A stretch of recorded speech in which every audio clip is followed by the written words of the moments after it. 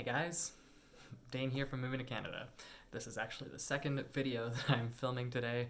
It is the evening of Thursday, April 9th. I'm still in my apartment, still on stay-at-home orders in Montreal, but some exciting news for some of you out there. We've just actually had the second express entry draw of the day take place. So I know I was here just a couple of hours ago bringing you the results from the previous express entry draw, but it's one day, two express entry draws. So I'm back with some more results for you. So I'm going to start off by recapping the earlier draw in the day in case you haven't seen that video. In that earlier draw, we saw a small number of ITAs issued, only 606 invitations to apply, which were issued in that earlier draw. The reason it was such a small draw is because it was restricted exclusively to candidates in the Canadian who had received nominations from provinces. So exclusively to candidates who had secured provincial nominations. That means they had successfully applied to and been approved through a provincial nominee program or a PNP. That's usually only a small number of people in the express entry pool, which is why only 606 invitations to apply were issued. It's therefore not that surprising that Express Entry has conducted a second sort of supplementary draw, which took place a couple hours later. And in this second draw, we saw an additional 3,294 invitations to apply issued. So you add that up, the total for the day is 3,900 ITAs, which is about on average for what we've been seeing for Express Entry for the last year. This second express entry draw was also a bit of a restricted draw as well. This was not open to candidates in all express entry programs.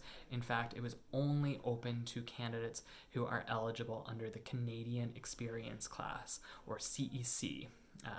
That is one of the 3 express entry aligned programs, and CEC, Canadian Experience Class, it requires you to have at least 1 year of full-time skilled work experience gained in Canada within the last 3 years. So if you don't meet that requirement, you definitely aren't eligible for CEC. So unfortunately, you will not have received an ITA in this draw. If you are a candidate in CEC, the minimum CRS score cutoff for this draw was 464 points. So if you have a score above that, you will have received an invitation to apply in this week's draw. It might take about 24 hours for that to land in your IRCC account, but pay attention and you should receive that in the next day or so. If you received your invitation to apply, congratulations, whether that's through the CEC draw or the PNP draw. Normally you have an additional 60 days to prepare and submit your permanent residency application. However, do take note that due to COVID-19 and the limitations it's placing on people, especially in terms of gathering the documents you need, IRCC has extended special measures which will give you a bit more time and a bit more flexibility in preparing and submitting your application. So check out those special measures to see how that might help you in this situation. If you haven't received an ITA in either of today's draws, you might be wondering what is going on with Express Entry. We've been getting this question a lot. It's been since March 4th. We haven't had an all-program draw. So we've sort of had these scattered draws, a CEC draw, a PNP draw, here and there. IRCC has broken from their regular schedule of doing draws every second Wednesday. The draws are taking place on other days of the week now. Everything seems a little bit scattered. And so people are asking us why this is happening and what this means and when we're going to get back to normal. And the honest answer is that we don't know.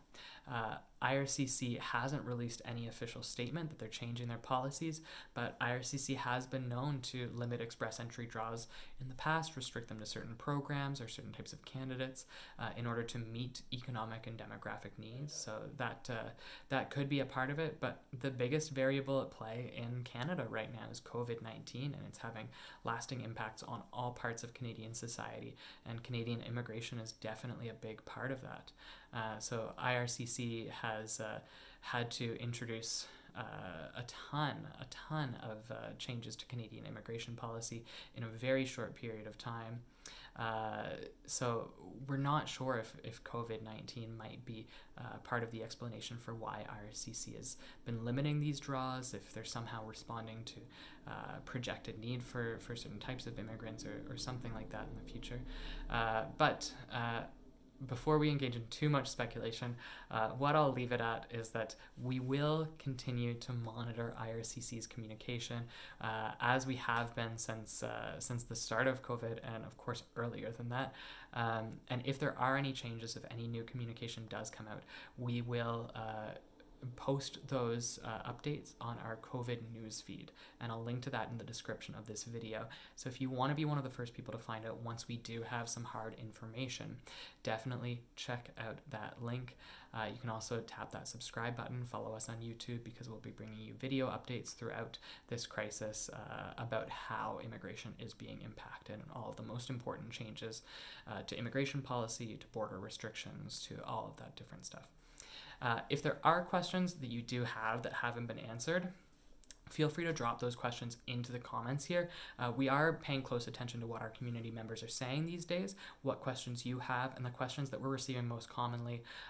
We're doing our due diligence, we're taking the time to research them and to find you the most objective and factual information that we can, the information that will hopefully guide you in the right direction to succeed in your move and your life in Canada once you do arrive here. So thanks again so much for tuning in, guys. Thanks for bearing with us for this double draw day, Thursday, April 9th, the 2 Express Entry draw day. Wherever you are in the world, take care of yourselves, take care of your families, stay safe, stay healthy, and we'll see you next time there's an update.